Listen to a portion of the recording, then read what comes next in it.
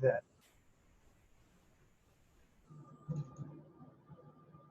Whatever. Okay, she's acting up. But I'm not sure if I said this, but welcome on the first day of class. Welcome to Shidler College of Business.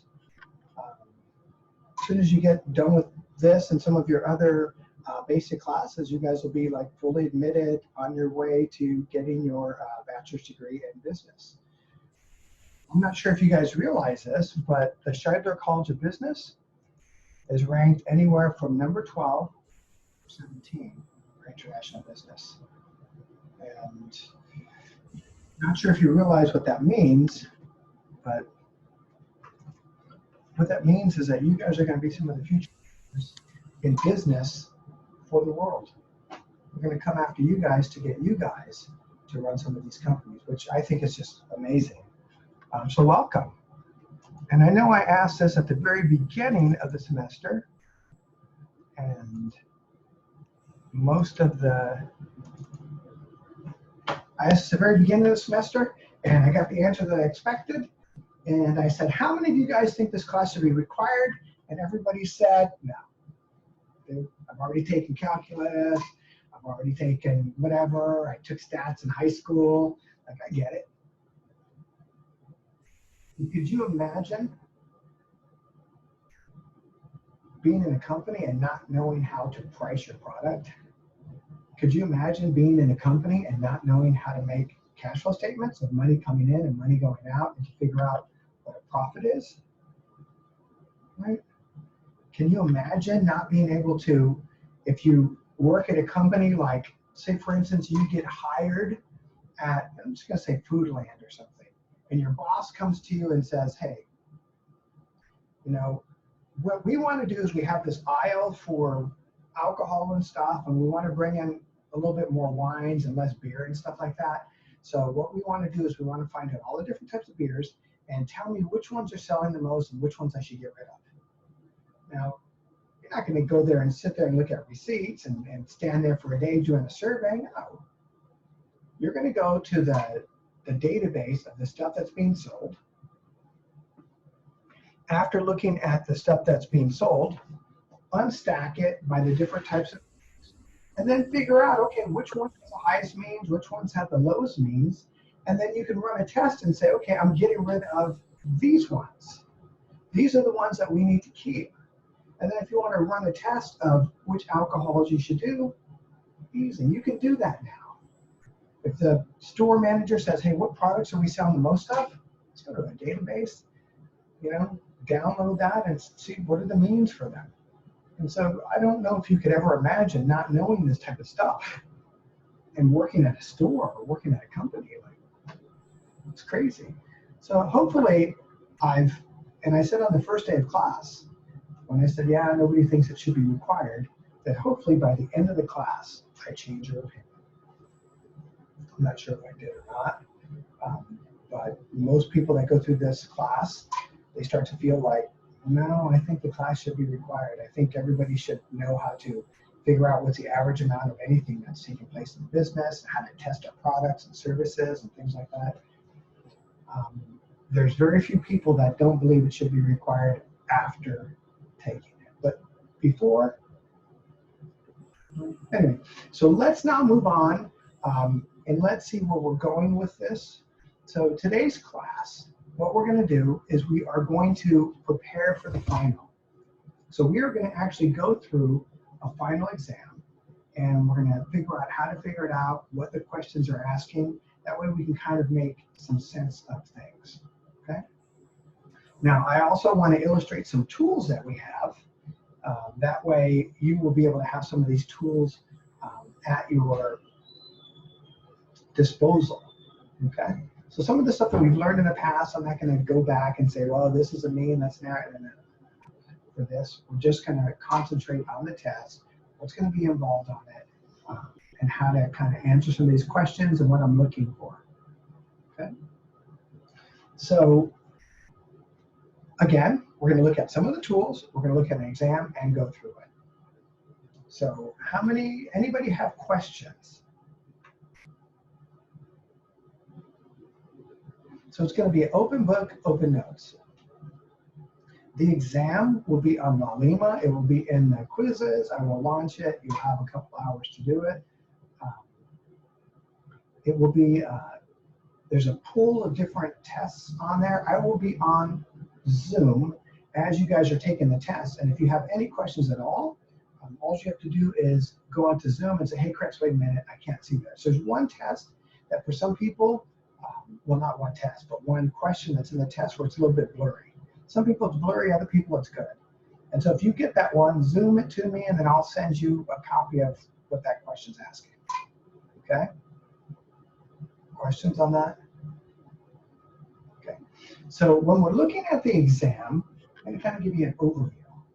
The exam's worth 90 points, right? And so the big part of the exam, 50 of the 90 points has to do with these case studies. So you're going to have 2 case studies, and let me divide that. 50 divided by 2 is what, 26? No, 25. She said 26, but we can't throw something in because I get to get to those. But anyway, so it's 25. So 25 points each case. What am I going to ask you to answer on the cases? We're going to take a look at that in just a minute. So you will have a case, and it will be one of these. ANOVA,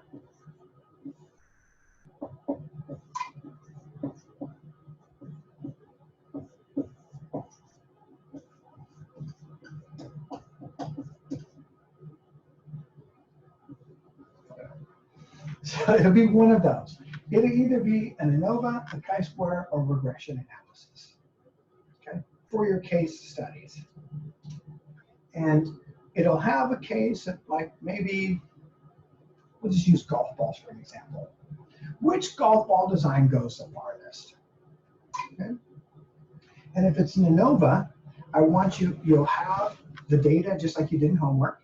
And what I want you to do is to write a hypothesis and then say there's significant evidence to reject the null hypothesis. I am 99% confident that one of these golf balls go farther.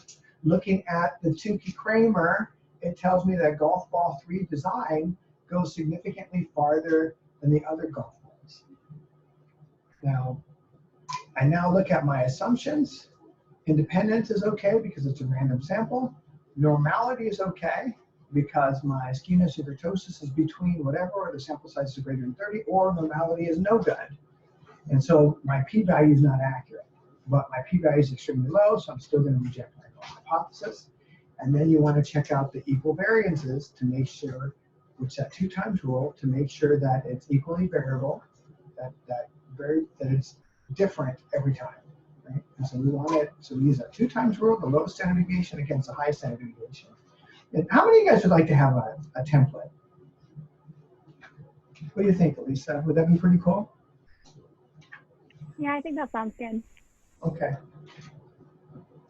How about you, Jesse? Template? Okay, I will give you guys one. The same one that we used in class. Use that one, please. Just saying, Jess, right? So use that template if you like. It has everything in there. I know a lot of people, sometimes they'll try to go at it alone, and sometimes they forget things. I've had some students that don't write a hypothesis, which is a problem. They don't either reject it or say how confident they are in it, which is a problem. And sometimes they won't look at their assumptions either, which is also a problem, okay? So we want to make sure that we look at all those things. The ANOVA, the chi-square, and the regression. And so that's worth more than half. I want to see if you actually know this stuff. Like, no joke, not whatever. Here's some data. Tell me what's going on. Okay. Exam taking 101. And I love quotes. I don't know why. Maybe it's because I'm old. I'm going to say this. There's this old quote that goes like this. I am 1 and I am only one. And I cannot do it all.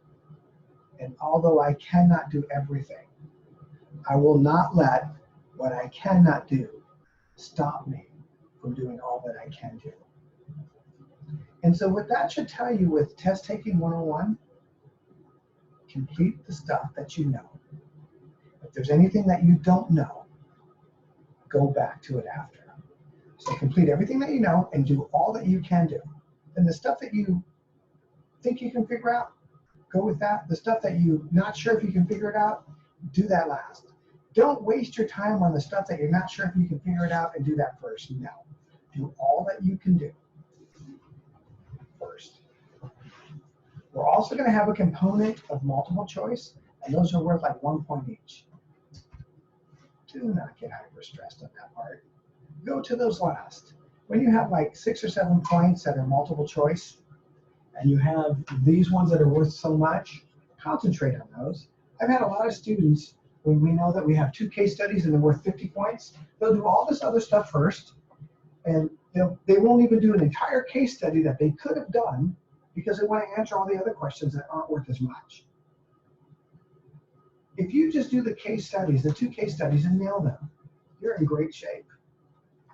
You're in great shape, right? Anything else is just candy, right? Anything else is just adds to the stuff, okay? Anything else adds to it. Just want to say that. So now let's take a look at one of our exams. So I'm going to share my screen with you, and I'm going to look at the final sample F3.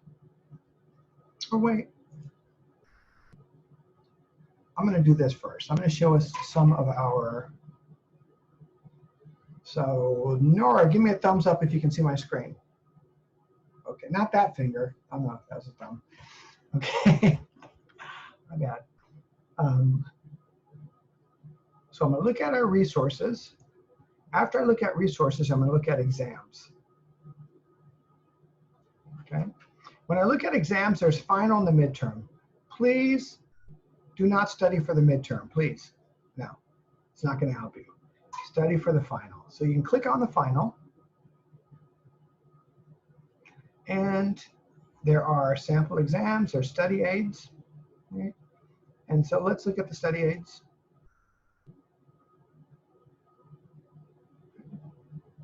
Checking your assumptions, some parental prep. So here's some mistakes that people make, right? What I also want you to, and so we also have on here right now, we have one of our TAs, Mayuka. And so if you have any questions, you can, definitely hook back up with her as well. Myself and the other TA that we have as well, teaching assistants. And they can definitely help you with this study prep. But remember, you got to be a little bit respectable with their time too. I mean, you can't like text them at like 11:30 at night, hey, are you awake? Because that may not work so well. Can you guys see, so Blaze, can you see this thing right here? It says hypothesis write-up doc. Can you guys see my page still? Okay. I'm not sure, Blaze, is that a video or just a picture? I think it's just this picture. It's not moving there, but okay. So let's look at that. I'm going to click on that.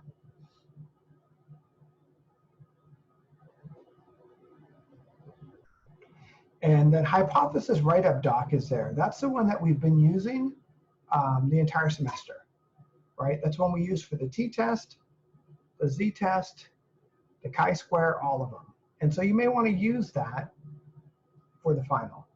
We also have something here that I want to show you. That is our mind map.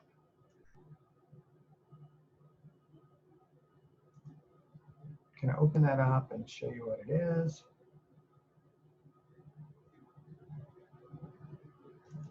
So I'm going to stop sharing that. Give it a second to open.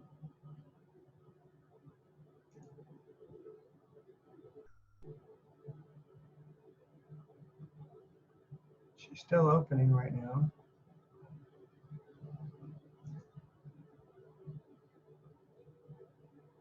Can you guys see that? Can you see the mind map there, Lisa?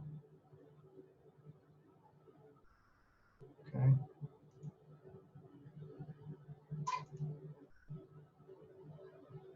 Tell me if the screen goes blank, because sometimes when I open up the enable editing, the screen goes blank.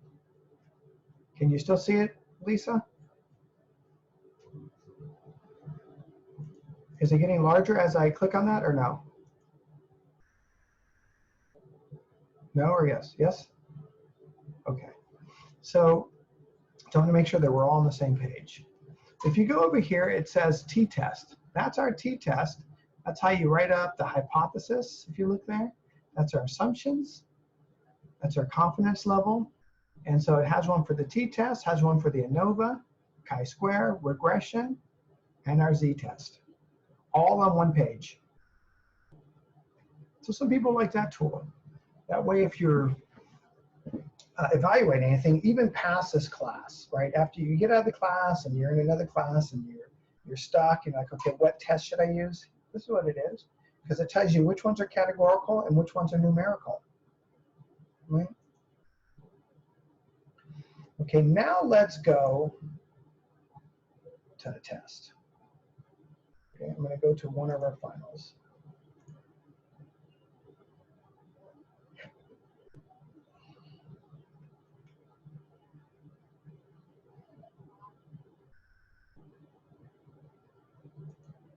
Can we see that, Nora? Okay. Okay, so here's our final. That's what it looks like. This one's Big Kahuna Malasadas, right? And so we're going to take a look at this, and we're going to look at a regression. And then we're going to have our, and these are all going to be regression questions, and then we're going to look at our case studies. This one right here is a chi-square, and this one right here is an ANOVA. Okay? So I'm going to go with the ones that are the highest points first. So I'm going to look at the case study for chi-square, and then I'll look at the one for the ANOVA. Okay? Now, any questions before we get started on this? Okay. And if we remember our chi-square, and if you don't know what it is, you look in this yellow box right there and it says chi-square. Don't write it up like a regression, B1 equals B. No, we're not looking at that. So a chi-square tells us if we have dependency or not. And so how do we write up the chi-square? Whenever we are writing up a chi-square thing, you always want to start off with a hypothesis. And so when our hypothesis for that one, we got to understand what it is that we're testing. And so right here, we're trying to figure out why people, this would be like a Tim School question, why people stay at certain hotels, why they choose certain hotels based off of these following criteria. And so what we're saying is the proportion of people that stay at and these three hotels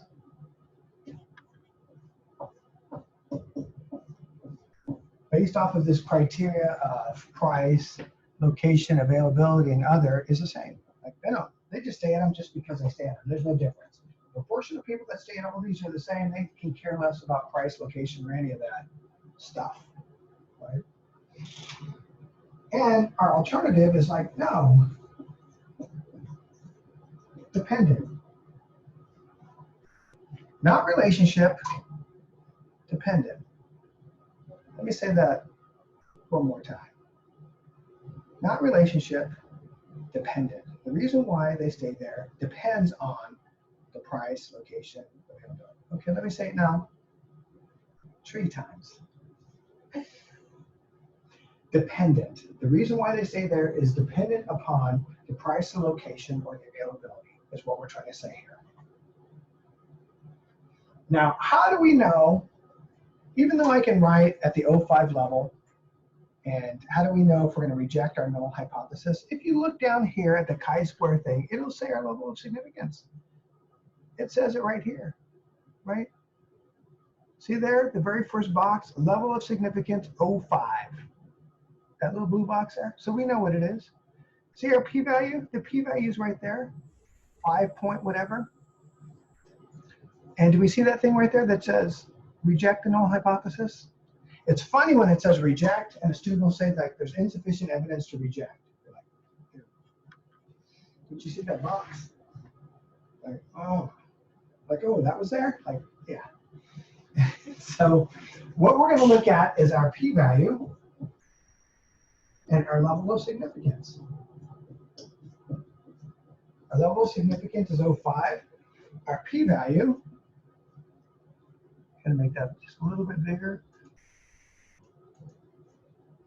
See 0.8 to 5.608. So it's going to be 0.1, 2, 3, 4, 5, 6, 7, and then a 5. So that p-value is extremely low. She's looking at me like, what's going on? Do you see that E in there? Yeah.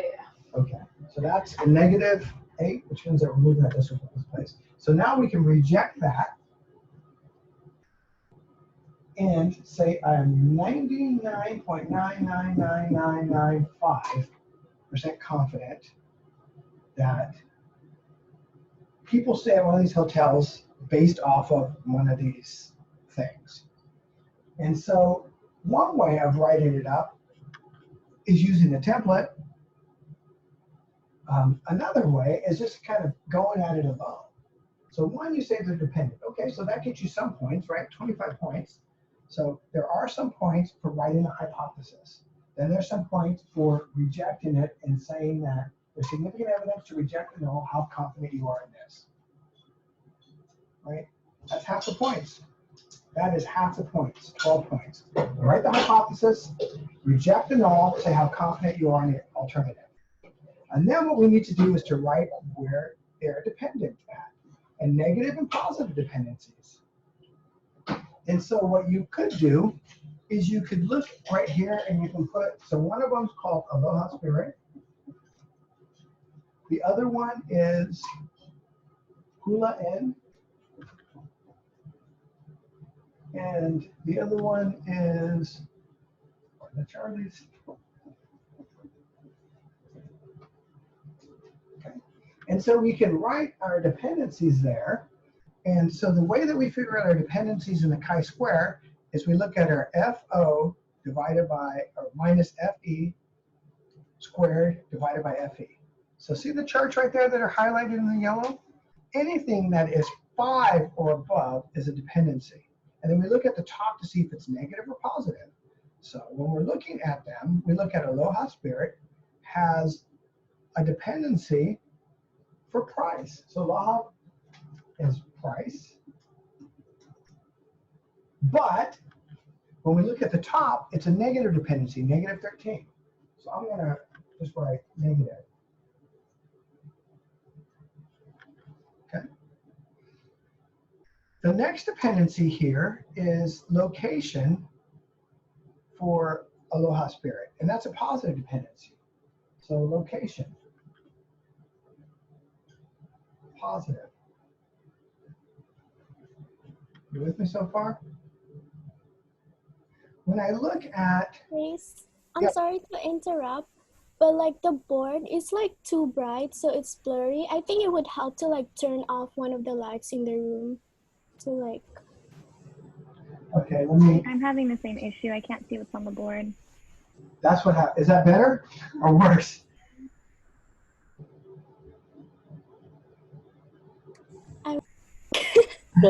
It's a tiny bit better. Here, wait, hang on. I'm going to unscrew one of the light bulbs. If I fall and get hurt, it's your fault. I'm telling the union, Elisa told me to do this, and stats lives matter. So, that's my bad. Okay, here we go. Let's see if we can. Is that better? It's a little bit better, yeah. Hang on, should I do one more? Better? Or too I dark? think so. It's much better. Much better? Okay. All right. Thank you. Oh, you're welcome. Sorry about that. Thank you for letting me know because I can't tell what you see on your computer screen. I know it seems like I know everything, but I don't. I admit to that. Okay. So, do we see how I wrote that up now? Can you see this now? Shake your head, Nora. The only reason why, no, you can't? Okay. So I'm going to write it over here. Can you see that? Okay. Aloha. Can you see that? Yes? Okay. And the other one is, I'm going to put B for the Charlies. Okay. So with aloha, we have a dependency for price, but it's negative. And we have a dependency for location, and it's positive. You can put positive or negative on there too. When we look at Hula Inn, there's nothing there. There's no dependencies. N-O-N-E. And when we look at the last one, for the Charlies, we have a couple dependencies. So the first one is price. You made fun of me, I see that. Like, who's told him how to say that? The next one is location. And so location is negative and price is positive. So people stayed at the Charlies because of the price. That is the driver. The location, nah, they don't care. So this was probably a hotel that was back off the beach a little bit. They don't care about the location. The location is like negative, like no, we're good with that. But what we care about is price. Where the other one here, they don't care about the price. Matter of fact, they probably want it to be more expensive, and maybe this would be like a Hilton Wine Village. They care about the location. That is the driver. And this could be something like Ohana Maoli Sky Court or something, right? Where it's like, you got to walk 5 blocks. Like you got to catch an Uber to get to the beach just about. Right? You're not walking there with your kids in a wagon because it's a little bit far. They're crying before you get there, right? And so they don't care about the location. They're okay with taking an Uber to get to the beach, but they want that cheaper price. And that's where we're seeing those dependencies. And then you write it up like that. You'd say there's, you can use that template. Okay? So far, so good. Questions on this? Questions? I had a question. Just for the case studies in general, will they be just like this where the data tables are provided for us, or will we be running those in Excel on our own for the exam? Great question. Just like this. There's a reason why this is an example, because it's a test, right? So just like this, right? I'm not here to like play games with you, like to try to fool you, to get you to answer something wrong. So I'm like, I win, like, no, I just want to test to see if you actually learned the stuff that you did in homework, right? Just that. That's it. Like I don't do games. I really don't. So just the stuff that you ran in homework and you wrote it up, I'm going to give you stuff similar to that. And you know what I want you to do? Write it up. That's it. I want you to write a hypothesis and then tell me if there's evidence to reject the hypothesis or not enough evidence to reject the hypothesis. And so just make sure you're looking at those p-values. Tell me how confident you are, right, in the alternative hypothesis. And then, on this case, what the dependencies are, and if there's assumptions, right, and to look at those as well. So that's for this one. Now let's look at the next case study. Okay. Sure. Why did we only look at the location? Is that because Look at the what? how come we didn't look at availability for them?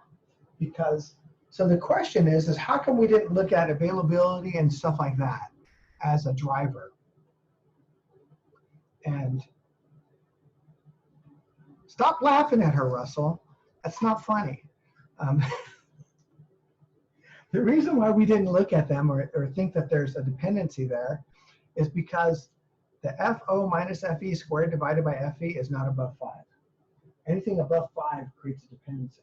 Oh. So we did look at them, but there's no evidence that there's a dependency there. So each one of those numbers in there, and I know I joke, I hope when I say something like that, I don't hurt somebody's ego or mess with them. I'm not. I'm just, you know, here we are online. It's summertime. Everybody's trapped in the house. Nobody's able to cut their hair. We can't even go to McDonald's. We're all stressed out. I'm just trying to be a little bit lively here. So I hope that doesn't step on somebody's feelings. So please don't take it personal. We're just trying to do a class. So anyway, so each one of these numbers right here, FO minus FE squared divided by FE, each one of those is like its own individual chi-square test. And if it is above 5, then it's telling you that that test shows the dependency between whatever the two things are that it's related to, price and that hotel. So that's the reason why I only looked at those, because those are the only ones above 5. Okay? Thank you for the question. Sorry, I didn't mean to insult. Did it? Was that insulting? No. Because I tried. I'm kidding. My bad. Okay, so now we're going to look at this golf ball one. We did something similar to this in class, but we did golf ball. This is looking at golf clubs. Okay, so we're looking at the performance of a golf club, and we want to see, does one golf club go farther? Okay, so we're running this test, and what we want to do is, again, to write up a hypothesis, say if there's evidence to reject a null hypothesis or not.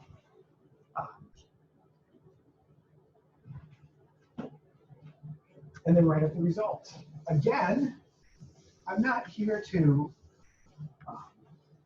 hurt anyone or to give you anything that we have not learned in class. And I think I said this on the first day. I don't know if you remember. I said that what I do is I'll lecture, and then based off of the lectures, we'll do homework.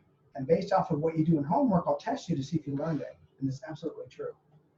Right? It's absolutely true. The class is very well put together, meaning that what you're going to do, I already know what I'm going to test you on before the class starts. And so I'm going to have you do the homework on that type of stuff. And then I'm going to lecture on that too as well.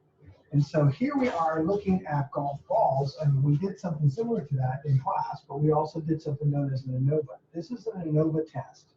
And so with a hypothesis,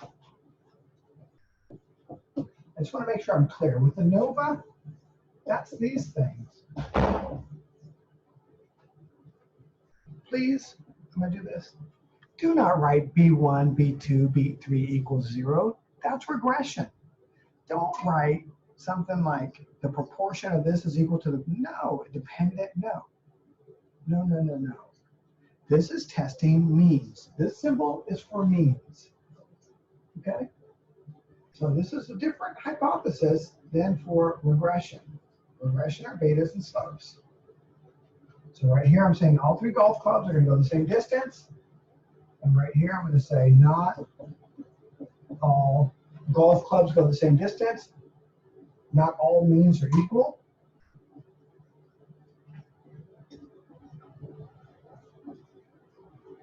Okay? That's my hypothesis. Now I want to be able to look at these and see if they are the same or if one of them is different. So I'm going to have my level of significance and my p-value. Okay, so the level of significance, if you look right at the beginning, it's 0.5.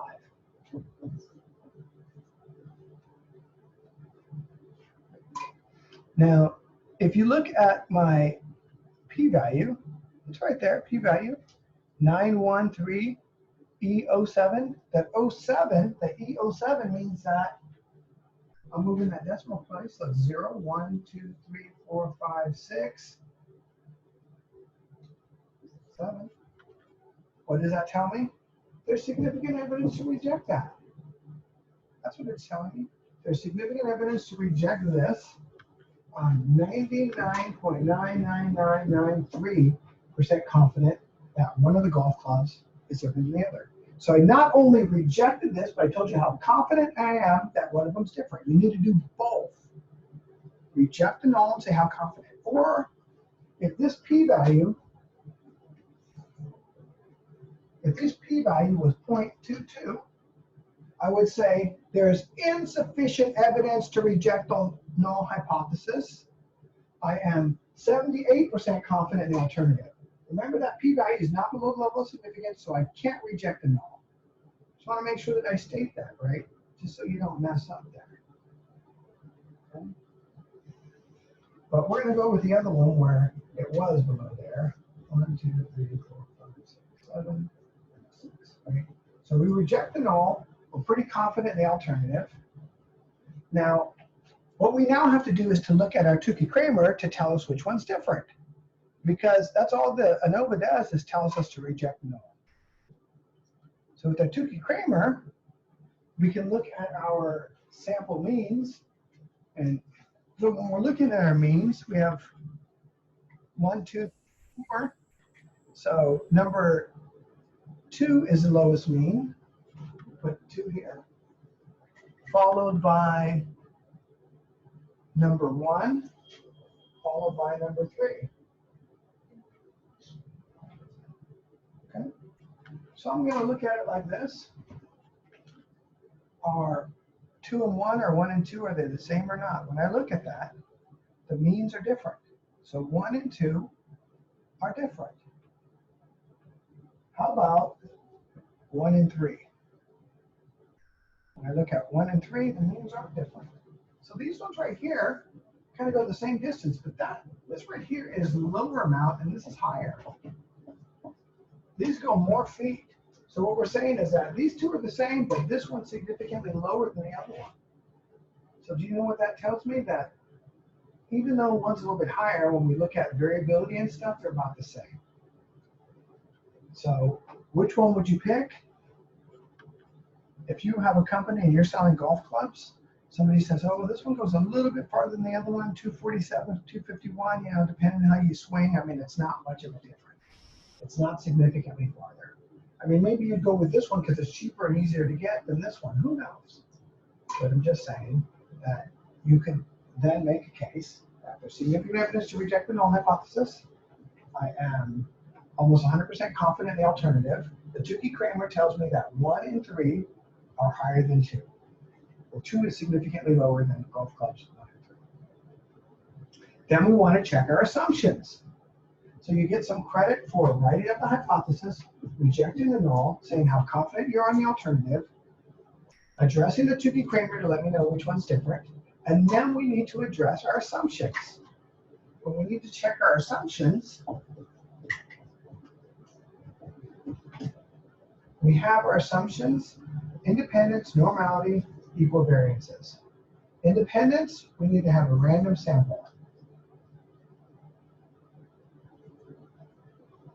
Otherwise, all the numbers are just due to error, right? And so we can't use probability. It's a non-probability test. Normality is our skewness and kurtosis. What does that check? The accuracy of our p-values. And it also lets us know if our data is normal or not. I just want to state this just for a second. I know that the teaching for the most part is done, and we're just trying to learn how to take a test here. But if you are using data to forecast in the future, and imagine if you're using data right now to forecast how much money you can expect as a hotel to make in Waikiki for next year based off of this year's data. Well, guess what? Our data is going to be skewed to the left because our income is going to be way lower than all other years. Why? Because it's not a normal year because of this COVID issue. So you do not want to use data that's not normal to forecast for the next year's coming up. Maybe you're at a toilet paper company and all of a sudden your sales are through the roof and you have really high numbers. You also don't want to use a not normal year to forecast for the year in the future because for sure you're going to fail in each situation. And that's why we also look at that skewness and kurtosis to make sure that the data is normal, that we don't have anything weird happening with our data, right? Some outliers and things like that. So skewness and kurtosis does a couple things. We want to make sure that the data that we're using is normal, right? That it should be representative of the entire population or what normally happens. And we also want to check our p-values. Our equal variances for this one is our 2 times rule. And we're looking at our standard deviations. So the lowest standard deviation and the highest standard deviation cannot be double the value apart. Because what we want to do is we want to establish that those means are consistently higher than the other one and we don't have overlap. Okay? And so if it's not, if it's more than double the value apart, what I mean by double the value, if you have one standard deviation is 2, the other one can't be any higher than 4. That's what I mean 2 times the value. If one standard deviation is 10, the other one can't be higher than 20. If one of them is 30, the next one can't be any higher than, you got it. Okay? So 2 times. As long as all those assumptions are okay, then we're good. But imagine if you're saying this, well, our skewness and kurtosis is off, and we think it's off by 10%. Right? Our skewness and kurtosis is, so we're looking at this, we have a skewness and kurtosis of 4. If you look at club 1, skewness and kurtosis is off, which is telling us that it's off.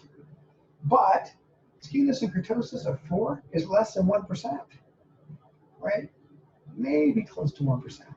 But even if it's off by 1%, hell, if it's off by 10%, still below 0.5. You see that? Even being off by 10% doesn't affect it that much. It's still below 0.5. Right? Let's go 10 more percent. 20%. 50%. It's still below 0.5. Right? So we still be able to reject the null hypothesis. We just have to say that our our p-value is not that accurate, but we're still comfortable rejecting the null hypothesis. Okay. So we want to make sure that we look at that. Also, when we look at our standard deviations here, the lowest standard deviation is 3, and the highest is 12. What's that telling us? 2 times rule, right? We got some issues there. But if our counts are the same size, if our sample sizes are the same, it's assumed to be normally distributed.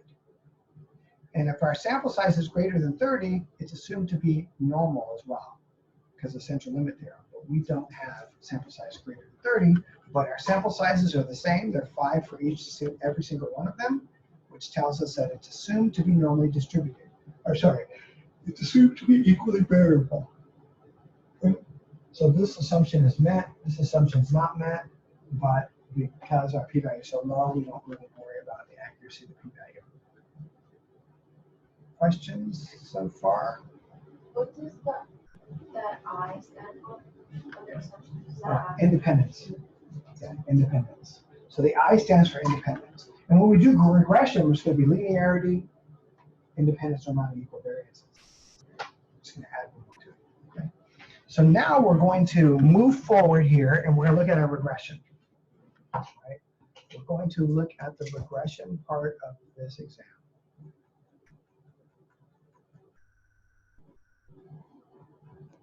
Okay. So I'm going to say this. So I'm going to look at some of these questions, and I'm going to read them, and I'm going to answer it, and then I'm going to answer some other ways. And so when I do that, Jesse, don't be like, oh my God, Chris is just going off on these tangents and stuff, and he's like saying all this stuff. Well, I just want to say this. I'm not trying to show you how to pass this test, because that would be crazy, because you're not going to take this test, right? So when I start talking about other stuff, it's like other things that could be on other exams, not just this exam, because that'd be stupid, right? We getting that? Okay. So I'm not going to just, again, show you how to pass this exam, So let's look at this exam. So this one right here is talking about Big Kahuna Malasadas, right? And so we're looking at price per dozen, advertising is in thousands of dollars, and we're looking at the number of malasadas sold per week. if a holiday occurs or not, and we're also looking at season, winter, spring, summer, or fall. Okay.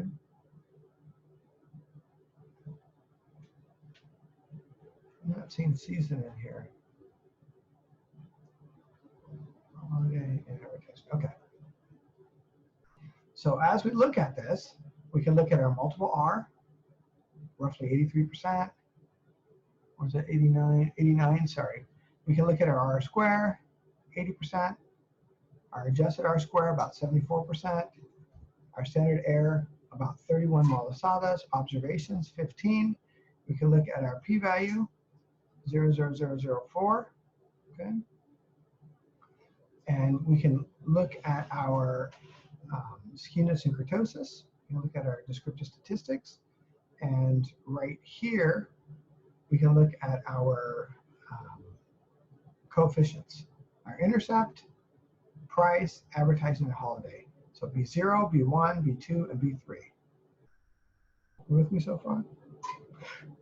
And so these right here are our residual plots.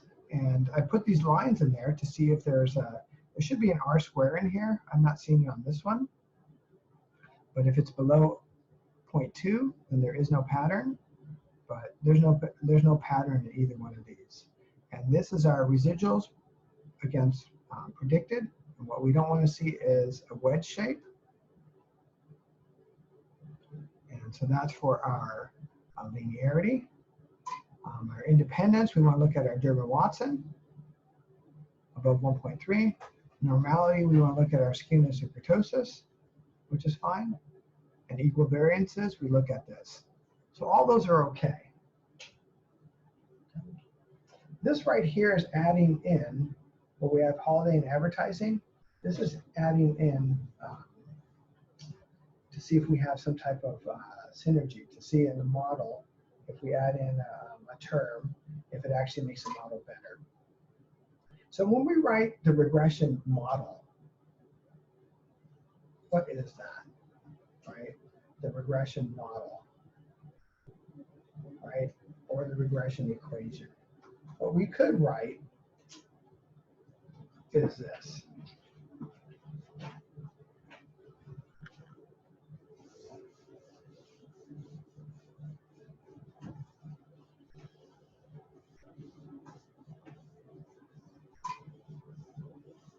Okay. So the regression model, or actually the equation, looks something like this. The equation is just simply sales equals B0 plus B1 times how much ever we'll put in there plus B2, whatever that is, plus B3 plus or minus whatever our standard error is. So let's look at what B0, B1, B2, and B3 is. So B0 is the intercept, and that tells us it's 290. 290 plus what's B1? Advertising. Negative 13 times, or sorry, price, times whatever price we're going to plug in right there, plus the one right below it, advertising, 47, times how much money we're going to put into advertising, plus holiday, which holiday is 75. Is it a holiday or not? Plus or minus. Our error is 31. I'm not sure if these are in dozens or in single units. Okay, you guys with me so far? That's how we write it out. So our sales or revenue equals all these. Questions on that so far? Did we do this in homework? Yeah, it's one of the questions in homework, right? So hopefully if we did homework, we'd be able to do that on the test. So write out this, right? So set up a hypothesis and interpret the results if any dependents are related to sales with a 95% confidence interval. So set up and interpret the results to test if any independent variables are related to sales. So that one's a little bit of a tricky question, and I'm not going to answer. I'm not going to ask you something like that. Because what that is doing is asking you, like, are any of the variables, right? But what that question is trying to ask you is, with the regression model, do we have any slopes here? That's what it's trying to ask you. It's like, hey, is this model good? And so what we're trying to do is to write a hypothesis for the entire model. B1 equals B2 equals B3 equals 0. What that means is that B1, 2, and 3 are all the same, but unfortunately they're all equal to 0, which means that there is no slopes. None of them have a slope. Our alternative says at least 1B is not equal to 0. What that's saying is that at least one of the slopes actually has a slope. That's what that's saying. Similar to writing the ANOVA? Yeah, the ANOVA is using a different symbol of U. It doesn't have 0. At least one of them is different. Now that we test this, we probably want to see which slopes are okay. How do we address this? We look at our p-value and our level of significance. If it says at the 95 level, it's 5% confidence interval, but we already know that anyway. So we go up here and look at our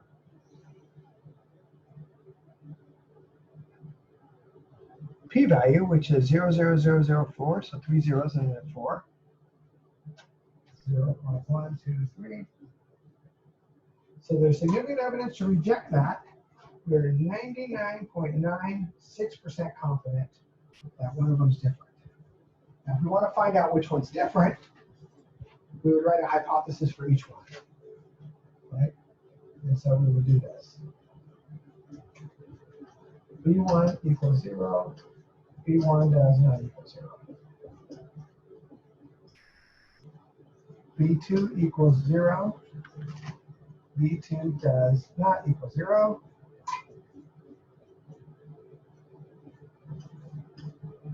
B3 equals 0. B3 does not equal 0. Okay? You with me so far? How do we know which one's equal to 0 and which ones are slopes or not? You know what we're going to do? We're going to go down to this p-value right here, to these, and we're going to check which one's equal 0. So see the p-values here?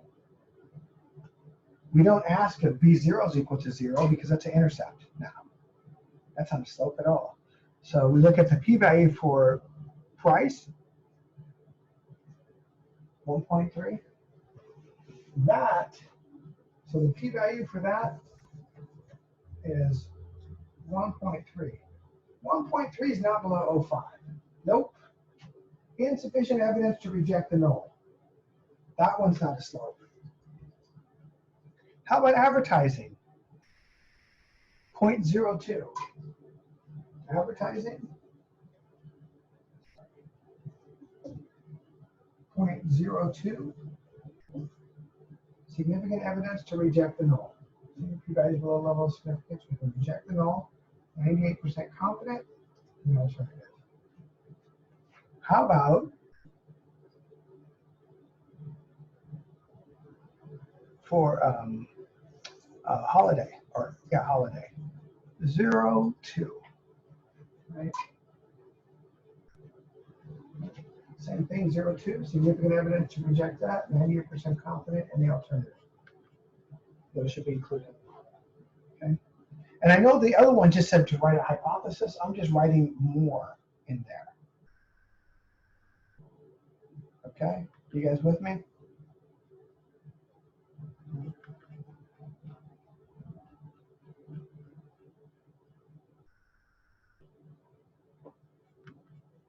So is the assumption of linearity good? We would look at our residual plots, and we're not seeing any smiles or frowns. So we would say the assumption of linearity is good. Now imagine if something says, is your assumption of independence good? We look at our Durbin-Watson and say the Durbin-Watson is 1.8, which is above 1.3, which validates our independence. Normality, is normality okay? We look at skewness and kurtosis and then say, based on if it's between -1 and 1. So is there evidence that a factor is missing? What that's asking us is, does this explain all the stuff? The way we'd be able to tell if something's missing, see right here, adjusted R-square tells us 80% of the increase or decrease in our sales has to do, or our revenue has to do with price, advertising, or holiday. That means 20% of that has to do with something else. 20% tells me that something's missing. We're not capturing something here. So yeah, something's missing based off of our R-square. If another question were to ask you this, just going to say this. If another question were to ask you this, looking at our variability in the model, how strong or how good is our variability? When you're looking at variability in this model, we're looking at our standard error. Or sorry, when we're looking at variability, scratch that. When we're looking at variability in our model, we're looking at our R-square. Variability is your R-square. How much one thing changes does something else change? So we're saying how much variability is there in the model? This tells us, so variability is when one thing changes, how much does something else vary? We'll be able to say that looking at our R-square, 80% of this affects that. Or if it says looking at our variability after adjusting for the sample size and our amount of variables, then you better be quoting our adjusted R-square. And I know that's not in this exam, but I just want to make sure that we're okay with that.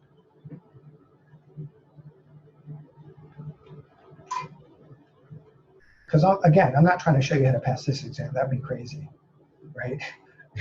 You know, you're not going to take this one.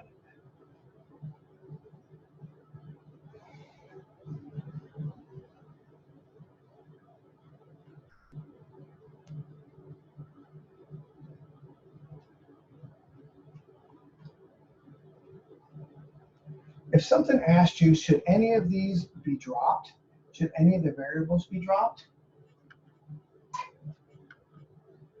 I would say that price should be dropped because it's on a slope. And something right here says, interpret, question number 3, interpret the meaning of the slope with 95% confidence for price.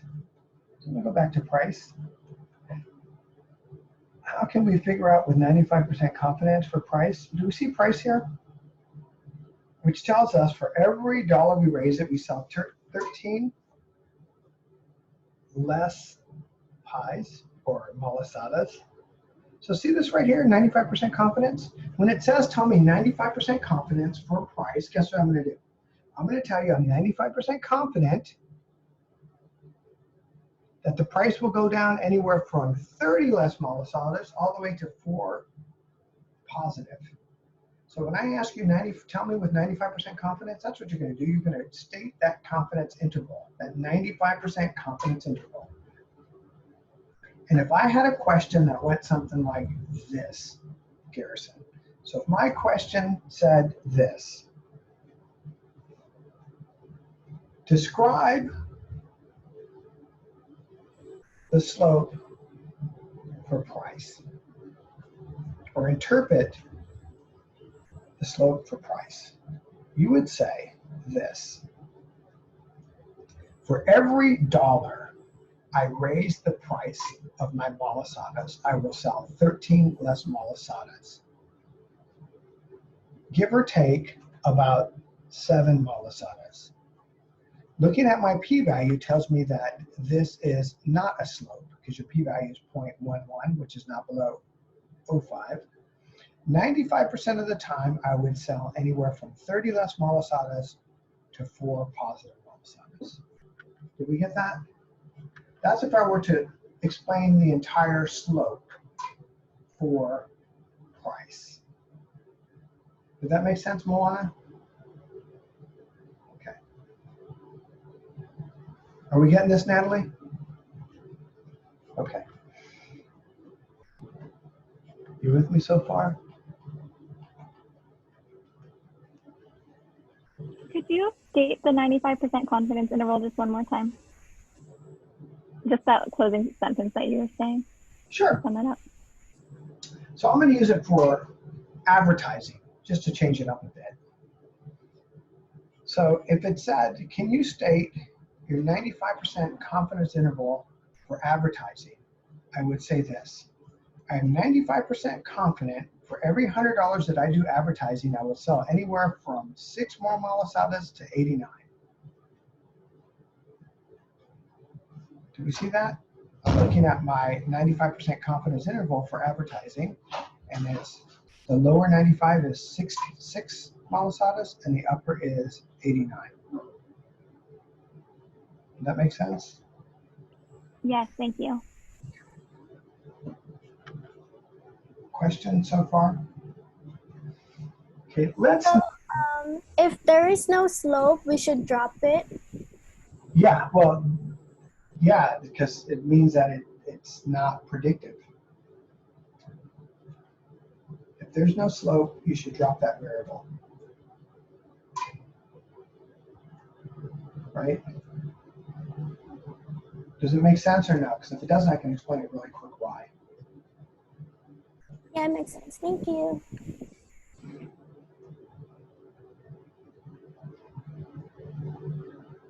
So here's another question that I want you to be ready to answer.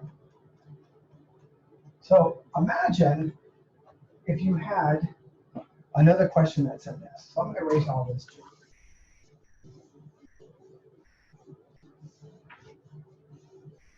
And we had another question that asked this. If you charged $1 for malasadas, you did $100 in advertising, and a holiday occurred, how much malasadas would you sell? And so all we're going to do is we have our equation here. All we're going to do is plug numbers in there, right? So for a price, $1, $100 for advertising because it's in, or $1,000, it's in thousands. So we'll just put 1 there. And if a holiday occurs, we put 1. If a holiday doesn't occur, we put 0. So if we put 0, like a holiday doesn't occur, then it'd be 0 times 75 is 0. So we would add 75. It's a categorical variable, right? So if it does, we put 1 in there. And then we would do 1 times 75 is 75 plus 1 times 47 would be what? 47? $1 times 13 would be negative 13. We just add all those together. This plus that plus that plus that equals our sales. You with me? So if something asks you like that, you would just solve it like that. But you'd have to write out the equation. Can you repeat the equation again, please? Sure. So looking at our equation, I'm going to write it up from scratch again. Okay? So our intercept plus slope 1, slope 2, and slope 3. Beta stands for slopes. And so if I go to my coefficients here, right? Oh, it's not going to highlight it. If I go to my coefficients here, and I look at the intercept is 290, price is B1, advertising is B2, holiday is B3. Intercept is B0, okay? So B0, right there, is 290 plus If I look at B1, that's negative 13. So plus a negative 13. And then how many dollars I want to charge, because it's price, right? That's a multiplier. Plus B2 is my advertising, and that is 47 times how much ever money I put into advertising. Plus the last one is if a holiday occurs. So if a holiday occurs, we actually sell 75 Marmella sodas. And either a holiday occurs or it doesn't. If it doesn't, we put 0. If it does, we put 1. And plus or minus our standard error, which is 31. So standard error is our standard deviation. So after we solve, when we get a number here, whatever that number solves to be, it's going to be off by 31. It could be 31 higher or lower, we don't know, but it'll be off by 31 on average. So if I said, imagine you charged $1, so price, for every dollar we charge, we sell 13 less. Okay, $1. Or if I have $2, I put 2 in there, $3, I put 3. Advertising. Okay, we did $100 worth of advertising, 1,000, whatever it is. Does a holiday occur? If a holiday does occur, we put 1 in there. If it doesn't, we put 0. How do we know it's 1 or 0? When we look up here, holiday, 1 equals holiday, 0 equals no holiday. Okay. So I say a holiday occurs, so we put 1. This times that is 75 plus 1 times 47 is 47. 1 times 13 gives us 13.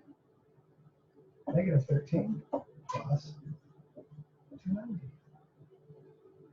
And that'll be off by plus or minus 31 milliseconds. So just add those up, and I will have my forecast. You with me?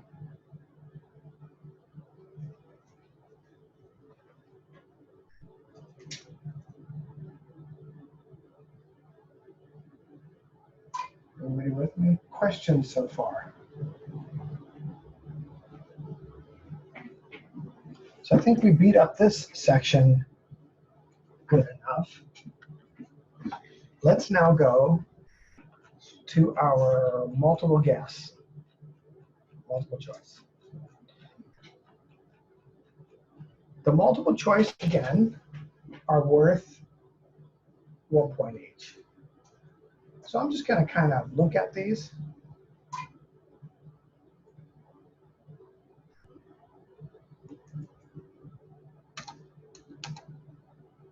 So intercept, that's with regression, that's our intercept, right? A slope, B, those are all of our slopes, and regression, those are our slopes, right? Predicted Y, in the regression formula, or in our regression, predicted Y is what we're solving for, right, in our equation. Our variance inflation factor is a number that we look at to see how much our numbers are being inflated by, to determine to see if we have multicollinearity. Scatter diagrams is a scatter diagram. Right? We're taking and highlighting 2 things, adding it to a scatter diagram. A correlation is how strongly are things related with each other. In our regression, that is our multiple R.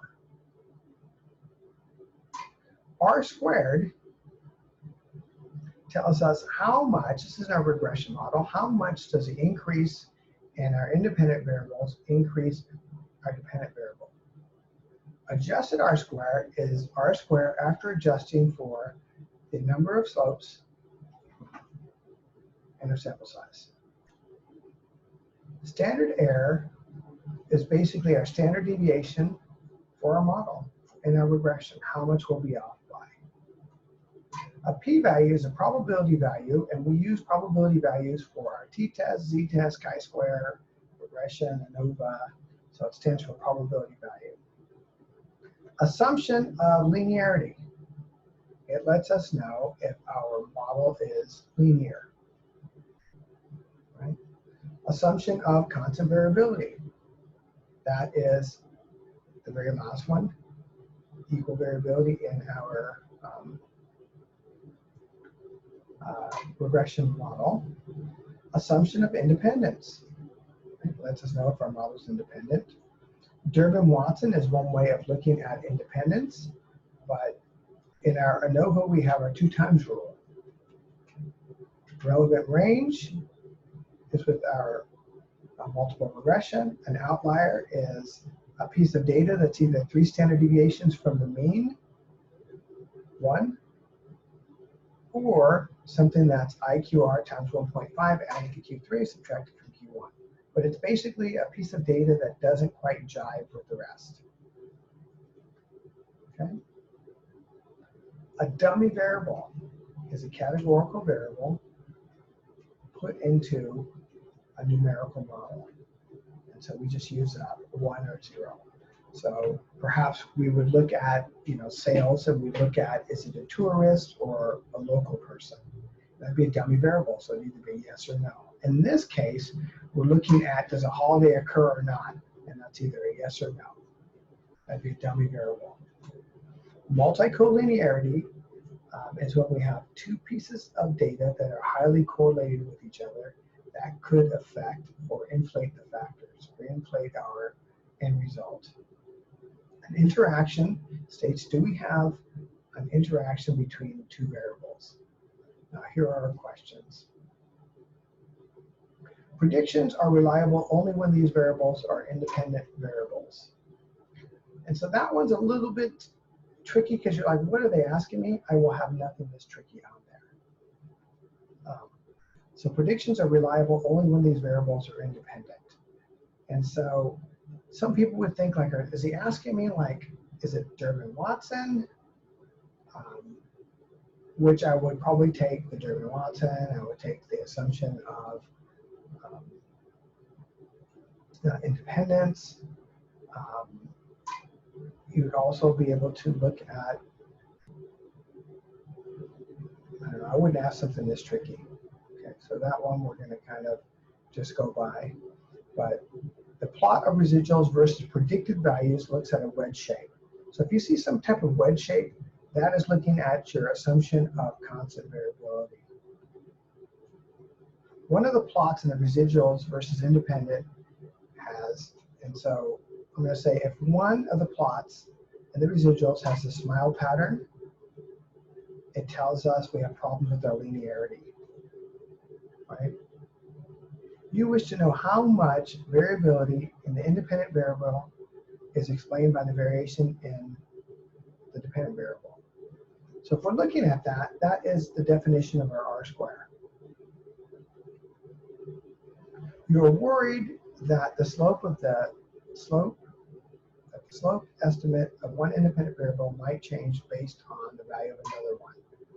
So if we're saying that one slope is affecting another one, then we're saying that they're dependent. And so we have issues with their dependency.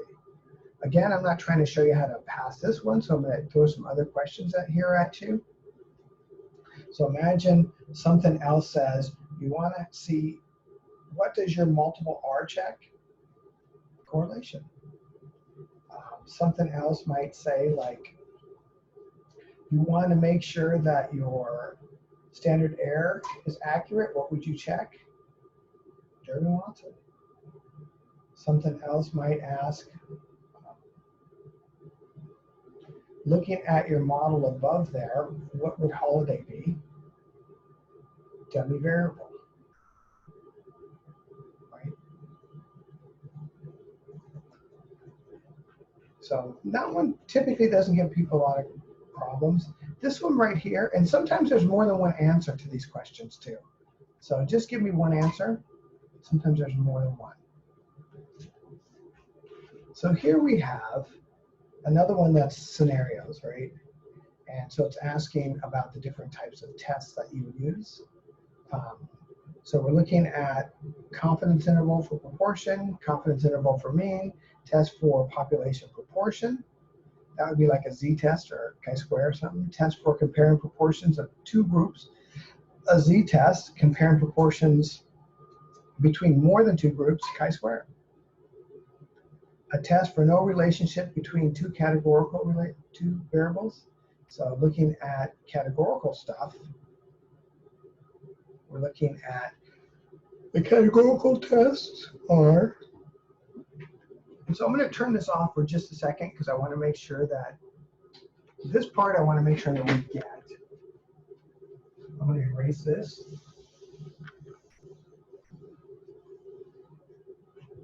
I'm going to write this on the board. Just kidding. I'm going to write this on the board. So I'm going to write categorical and numerical. I do that every so often just to say random stuff, just to keep you guys awake. That way you're not just in there like, oh my God, right? So categorical and numerical, they're different types of data. The test that we have for categorical is the z-test and the chi-square. Just write a square there.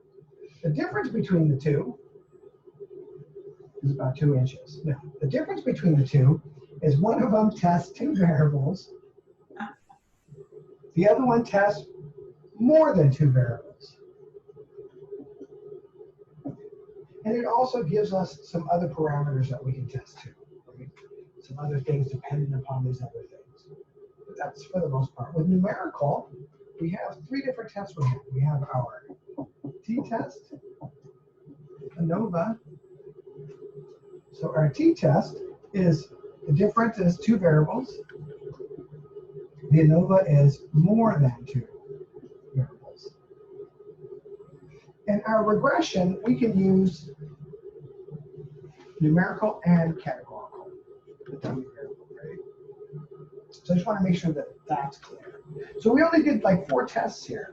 So if you're thinking, oh my God, we have so many tests. No, we don't. We have 2 for categorical and 2 for numerical. What's the difference? Numerical, we had one that was limited by the amount of variables it can test, only 2. For categorical and for numerical. And so we have one that tests 2 variables or less and one that tests more than 2. And that's where the differences are. That's just it. And when we're writing a hypothesis, the only thing that we're testing is there differences between variables? That's what we're testing with hypothesis. That's it. So it doesn't matter what hypothesis you're testing, is there some type of differences between these variables? And if our p-value is below our level of significance for all the tests, there's a difference. That's all we're saying. All the tests. We're not reinventing the wheel for every single test. Now, if the p is low, reject the null and tell me how confident you are in the alternative. That's it. Let's get back to this test. Just wanted to make sure that.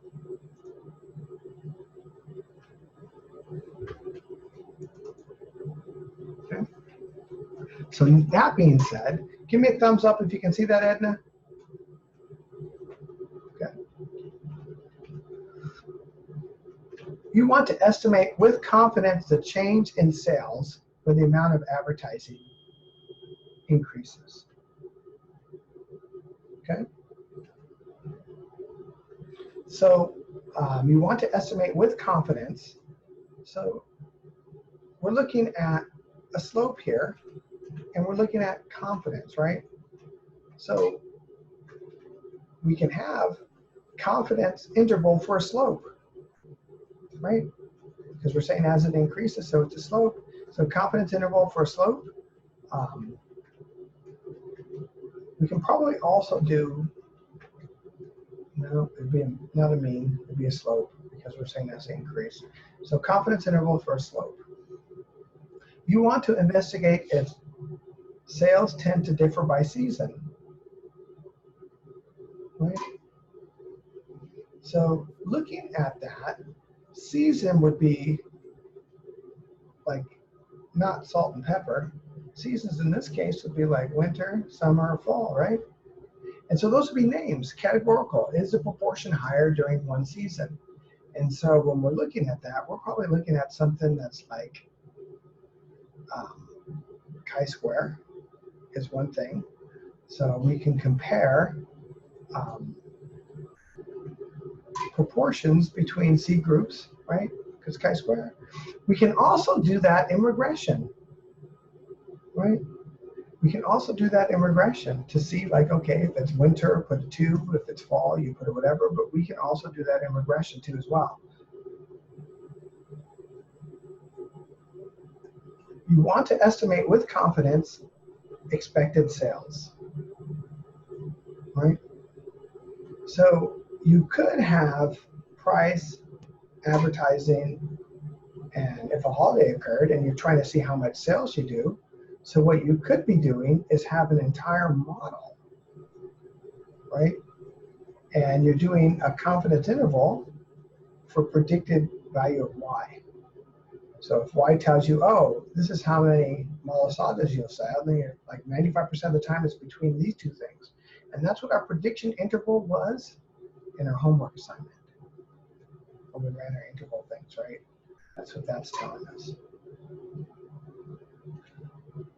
You know that advertising and holidays are significant predictors of sales. You wish to know if season is also a predictor of sales. So you could, so you're looking at these and you're trying to see like, hey, is it predicted? How can you tell that? You can test it in regression, right? Have slopes for all of them and see if all of them are predictions. And so let me ask you guys a question here, just to ask. So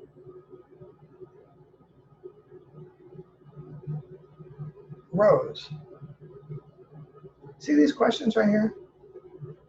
Or see the questions right here? When we're looking at sales and investigate sales, you want to see if they affect by season and confident. Does that look familiar?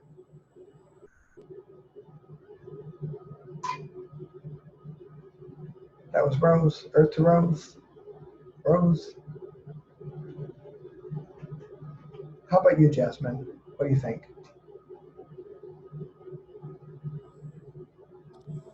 Sorry. Those questions look familiar. Yeah, I think. Guess what they're talking about? Boom. Who would have thunk that? We're looking at the sales increase, whatever. Guess what we're looking at there? We're looking at sales and sales is based off price advertising. If price increases, what does it do? They were all talking about the model that we talked about the very first scenario.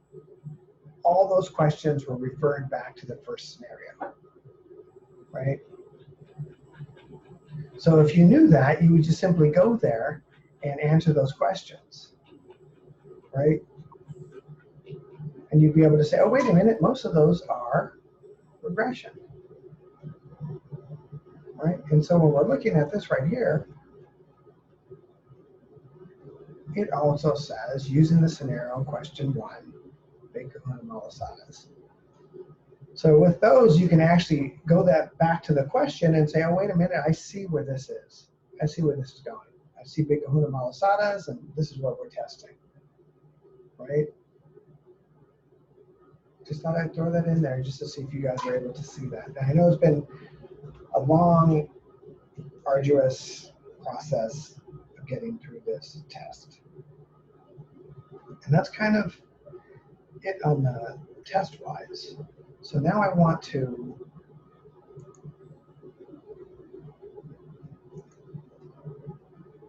do this. I know a few people have already dropped off. Where are we at, Mia? How much of this stuff throughout the semester, where are you at? I think I'm good. The practice exam is so similar to the homework. So I think I'm good with that, but like I just have to go over through the last part of the practice. Okay. I'm still kind of confused about that. Yeah. You should be fine now. And how about you, Susanna Banana? Are we okay?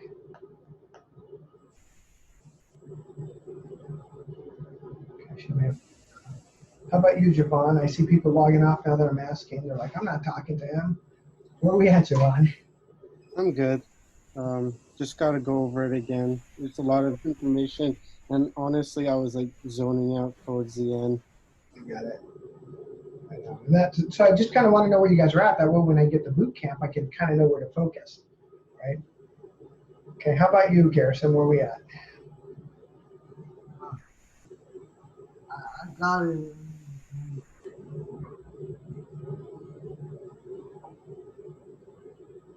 Okay. All right. And how about you, Max? Where are we at? I'm doing pretty good. I think it's the same as Mia. I have a question though. For the final, do you want us to answer for each question like A, B, C, or do you want us to write it like the template? No, so this one is a little bit more developed from the midterm. So this one will have spaces for each and every one as it goes in, right? And so you don't have to do the A, B, and C. This one is a little bit more developed in the midterm. But this will be self-explanatory. Okay. Okay, thank you. Okay. How about you, Natalie? I'm doing okay. I think I need to watch the lectures again, Okay. and look at the practice exam, but I also had a question. Sure. I think someone already asked this, but for the exam, you're gonna have like those charts and stuff. We don't have to run them, right? You don't have to write anything. Okay. And is it timed? I think a couple hours. Two. Okay. How about you, Moana? Where are we at? I just needed to clear it, get something cleared on the chi-squared, but you went over it. Yeah, we'll cover it at boot camp. Don't worry. Okay. How about you, Wilfred? I have a question. Sure. Is it possible for you to upload today's speech? Or, I can barely hear you. Talk a little bit louder. is it possible for you to upload today's video so we can? I will. The one thing that it does is after I stop the class, it takes literally about 3 or 4 hours for it to like just convert it over. And then I got to upload it to YouTube and then link it back to our website. It takes a few hours, 4 or 5 hours, honestly. But I'll definitely, I start working on it right after class is over. But I definitely will do that. Okay, how about you, Sarah? Did I ask you already, Sarah?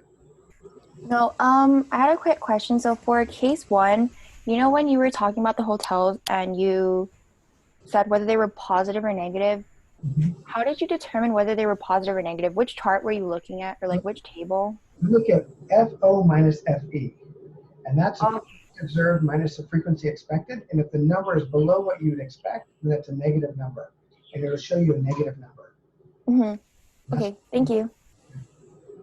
Hannah. Did I ask you already, Hannah?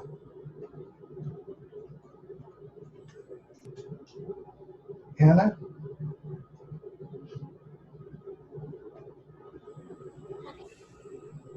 Are you okay? Okay.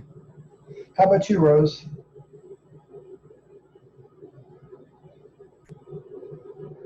I'm good. I just have to review some parts, but I think I'm fine. Okay. And Jasmine?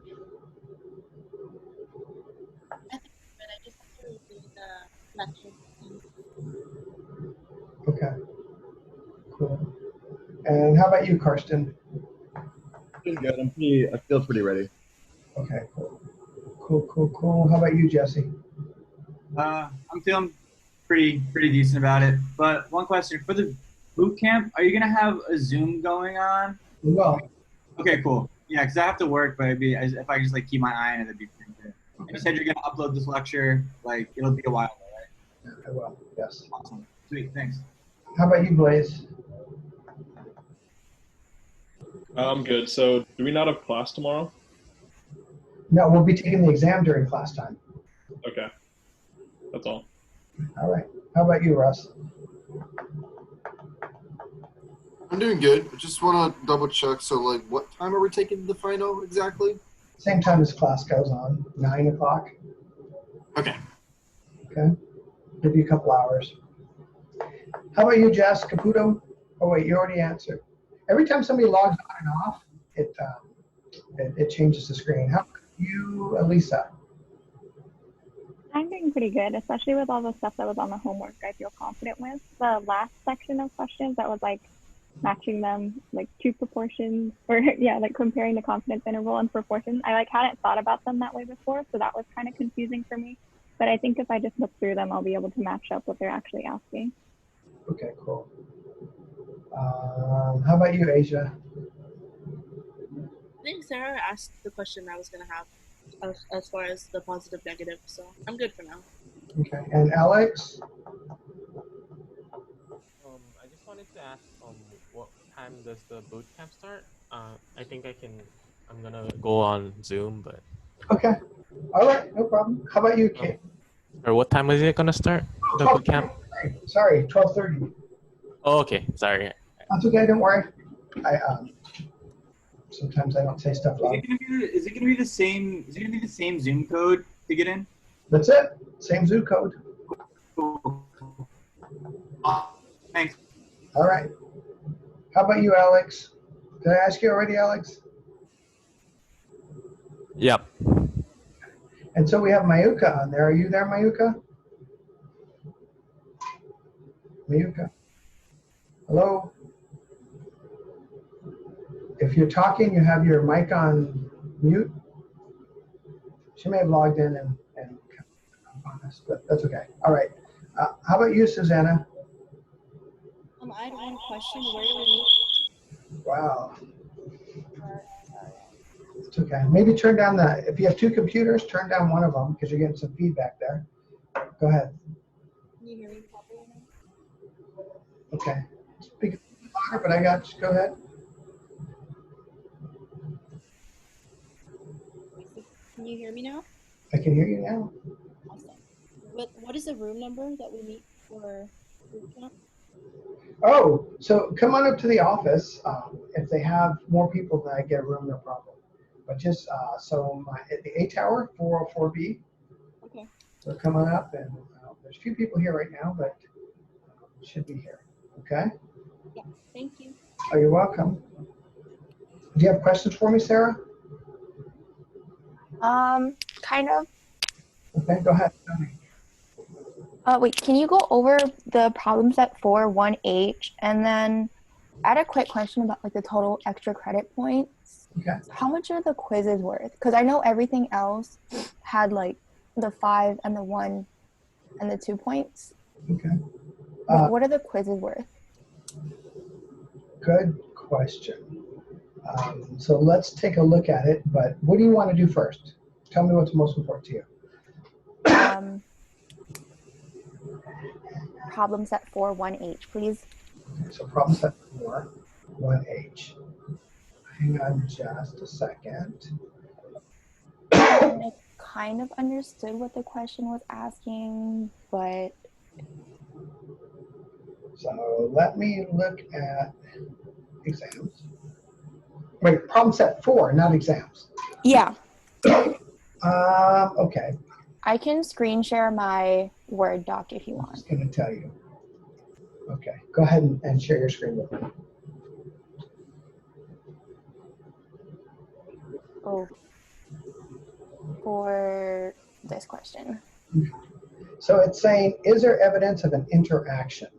So remember we ran that interaction term? No. Two things where we combined, I think it was price and advertising. Oh, yes. So that's when you just multiplied it, right? How do we tell if there is evidence of an interaction? The adjusted R-square got better.